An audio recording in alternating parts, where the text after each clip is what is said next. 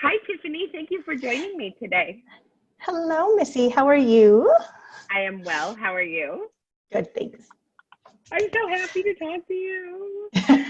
So, I have been doing interviews with all of you who did Rebel School.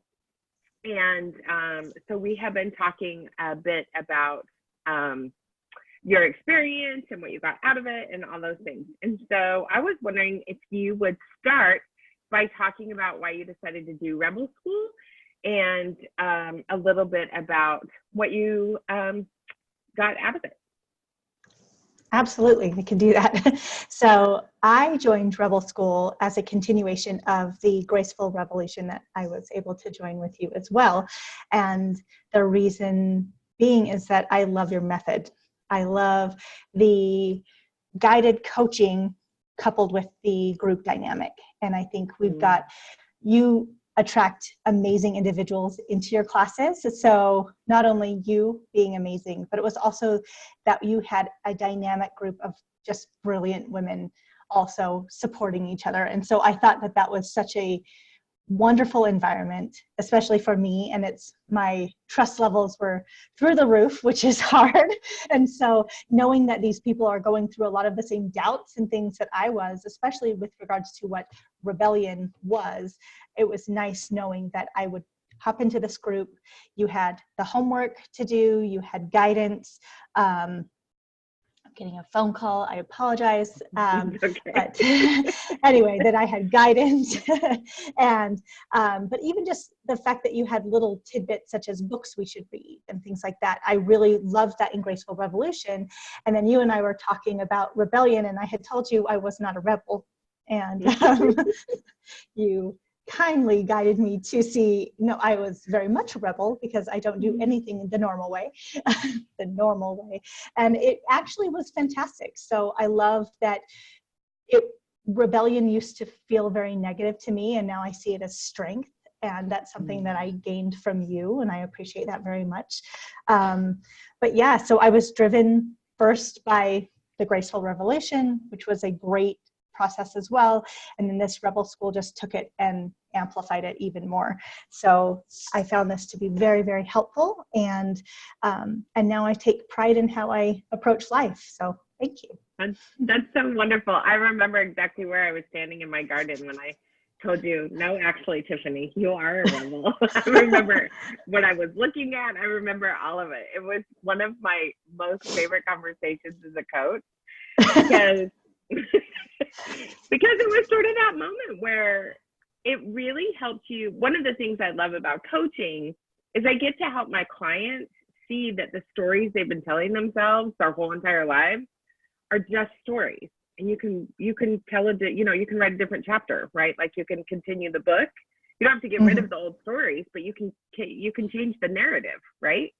Right. Or write a new book. You have a sequel or whatever. So I really love that. And I also love that you talk about rebellion and you didn't think that you were a rebel, and it turns out that you are. And your message, I think, is one of the most important messages ever. And it's one that I've been talking a lot about love, about how we are manifestations of love, right?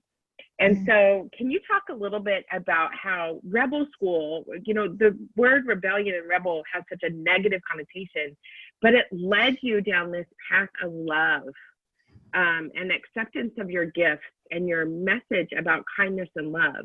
So can you talk a little bit about what it was in Rebel School, like about the prompts or the homework or the coaching that got you on this path to love when seemingly rebel and love is supposed to be separate? Absolutely. It was one of our group sessions that it finally clicked that I really thought that my overriding passion of life was very naive and kind of immature. But in one of our sessions, and I don't remember the speaking prompt, and I apologize, but it was mind-blowing that I thought, oh my God, no, my overriding force is kindness. And it was so empowering knowing that my approach is not naive, it's power. Yes. And that was more substantial to me than probably any conversation I've ever had, because I stopped doubting myself. And part of embracing rebel is, okay, I don't do everything the way everyone does. That's a good thing. And I'm getting emotional about it. Thank you very much. You're If you welcome. join Rebel School, you will cry. But it happens. But no, what I really believe is that the moment I saw the way I think as a strength, so my rebellion in thinking the world can do better. The world can do better in kindness. And I know that I have ideas that can be tools for little kids, especially, to learn tools towards kindness through their whole lives. And I can use those now because I don't think it's naive. I don't think it's a silly thing that I was doing. It's something that matters. And that's what my rebellion is that, no, it's not that I'm a biker chick, because I'm not, or this crazy woman breaking all the rules, because I don't. But what I do in my rebellion is I make my own rules. I always have. And I didn't recognize that as rebellion. I just thought maybe that was difficult. And so you have empowered me to a degree I couldn't have imagined. So thank you. You're welcome. But with that, I know that I can move forward with my overall goal of creating some children's books, and creating programs for young education of anti-bullying, really more towards how are we kind to each other, and showing that, because I think that's how we can make a change in the world. So, yeah. I know, so thank you. Oh God, I love it so much. I do too. I just think your vision for the way the world could be, it really, I talk in my book, Natural Born Rebel, about Jesus, actually. Like, Jesus is the top of my list of rebels. You have all these other, like, obvious people, like Gloria Steinem and, like, you know, Susan B. Anthony and, you know, all of these other people that have done really rebellious, you know, Harriet Tubman, like Joan of Arc. Like, I have all these other people, but Jesus is at the top, and it's because of that message, that rebellious message of love. Like, that is not a message that you hear very often. And so I love so much, through each of these interviews, you can see how different each one of you are, but you can also really see how each of you took the lessons in Rebel School and really used them as a catapult to launch into something that will inevitably change the world in one way or another. So for people who are sitting on the fence, or who are like, I don't know, you know, there's all these programs out there, what would you say to someone who's like, you know, I've been thinking about Rebel School, or I've never thought about Rebel School? Like you were like, I'm not thinking about Rebel School. Like, I'm not a rebel. That doesn't fit me. What would you say to someone who's either seen it and like, that's not for me, or who's on the fence about it and is trying to make a decision about whether or not they should join us? I would challenge everyone to see Rebel in a different view.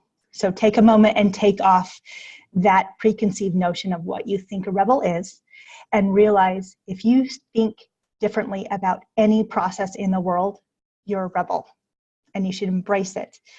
And not only embrace it, go with it, thrive, because this process takes everything I could have ever thought, and with your guidance, Missy, coupled with the strength of a really powerful, dynamic group of women, or men, of course, in the coaching group, it takes that to a potential that is limitless.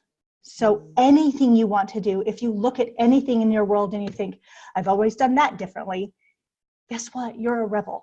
You're a rebel, and you should embrace it. And it's not anything to be ashamed of. It's not anything to hide. It is something to embrace and know that that's actually your strength and probably where your passion lies. So if rebellion is passion, go with it. Go with it. And that's what I could say. I love it. I totally love it. So what am I not asking you that you want people to know about Rebel School? I would say, and that people really should know how available you are. You coached me through some weird personal stuff in my private life, and I didn't realize how much it was impacting my overall view of myself and my capacity to help the world. If I couldn't help myself, how could I help the world? And so you're very available. You're very real, which I love. Yes, you challenged me. One of my least favorite challenges you had was to accept compliments, because you reminded me that I need to learn to accept kindness if I'm expecting other people to be kind. So I would say your ability to challenge with just the right sass is my favorite part of you. I love that you can challenge me, and I know it's like, dang it, fine, I get it, you're right, and I'll move forward with that. But I think that people don't realize, yes, it's an online program, and yes, we get to talk to you, but you're more available than that. I can reach you on Facebook, I can reach you via text, I can reach you even on the Facebook group. So I want people to realize how available you are, because you have such a gift to give everybody, and you're not shy with sharing it. So, oh, that makes sense. No, thank you. Seriously, thank you. Oh, that's amazing. It makes me a little weepy. Look, you made me cry. That never happens. Oh, well. Mic drop, Tiffany. Deal with it. But I mean it, so much. and I really thank you. So thank you. You're welcome. I love you. So thank you so much for joining me this morning. I really appreciate it. And thank you for everything you are in the world. And I can't wait to see what we get to do next, working to get your children's books out into the world. So thank you so much for this. I love you. Thank you. I love you too. Okay, bye. Bye.